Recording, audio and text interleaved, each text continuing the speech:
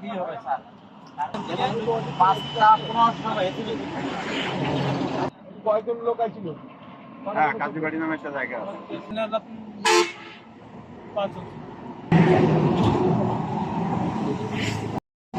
হ্যাঁ, মাস্টার এজেন্টের হিসেবে কাজ করে। আমাদের ডিএসআর হিসেবে উনি কাজ করে। আমাদের ডিএসআর এর পয়েন্টে আমরা টাকা দিই, সেই টাকাটা আমাদের ডিএসআর দিয়ে দেয়, ব্রাঞ্চে এসে দিয়ে দেয়, আমাদের অফিসে এসে দিয়ে দেয়। এই হলো ওনার হলো দায়িত্ব। মাস্টার এজেন্টের আন্ডারে উনি চাকরি করে। তা উনি যে টাকাটা নিয়ে আজকে আপনার কাছে জমা দিতে আসতেছিল, সকালে এটা- দিয়ে দেওয়ার কথা, এখন পর্যন্ত আসে নাই। সকালে দিয়ে দেওয়ার কথা ছিল। সকালে টাকার সাব ব্রাঞ্চ আছে, হ্যাঁ সাব ব্রাঞ্চ আছে, টাকার হলো সাব এজেন্ট ব্যাংকিং অফিস আছে, ওটা হলো যে মাস্টার এজেন্ট আমাদের টাকাটা দিয়ে দেওয়ার কথা।